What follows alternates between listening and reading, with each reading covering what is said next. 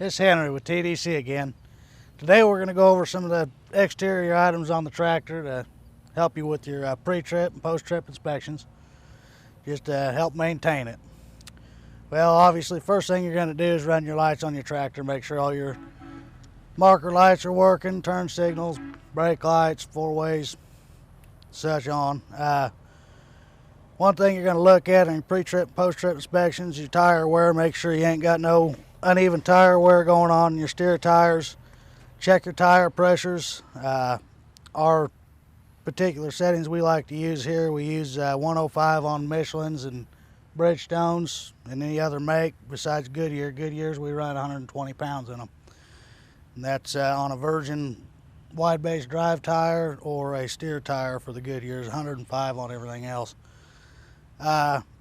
You want to check your lug nuts, make sure you don't have no loose lug nuts. A good indication of lug nuts being loose would be rust coming out from the spacer washer behind the lug nut. Look at your hubcap, make sure your hubcap ain't throwing grease.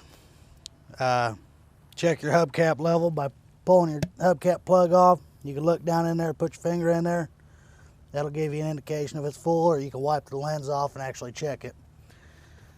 As you work your way back towards the back of the tractor, on your fairing trucks, you want to check, make sure your battery box cover's in and held down with the latch. DEF cap's on.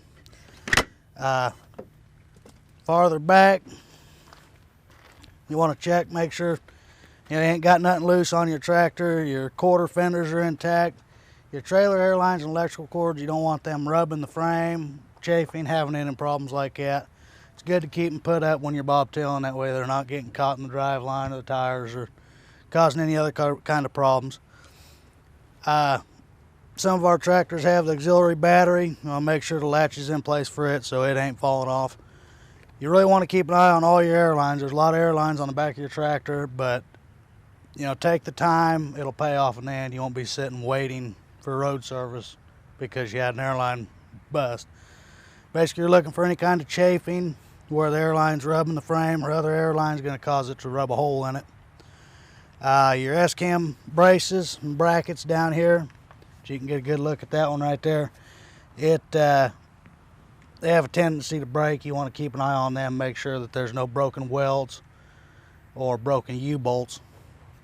You're also looking at your ABS cables coming out of your hubs.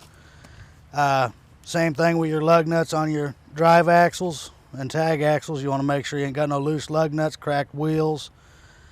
Checking your air pressure. You also check the fluid level in your back tag axle, which is the same as your steer. You can pull the plug, or you can actually see in the lens what your oil level is. You get to the back of the tractor, a lot of people don't understand that DOT requires a certain amount of reflective tape on the back of your trucks. All right, you have to have your red and white on your mud flaps for reflective tape. You also have to have up on the back of the cab, it's a foot by foot on each corner of the back of that cab. Them pieces have to be there. That is a DOT violation. For the most part, you ain't got no electrical lines, dragging the ground, fell off, rubbing, causing any other issues. That's pretty good recap on how you're going to do your pre-trip and post-trip inspections.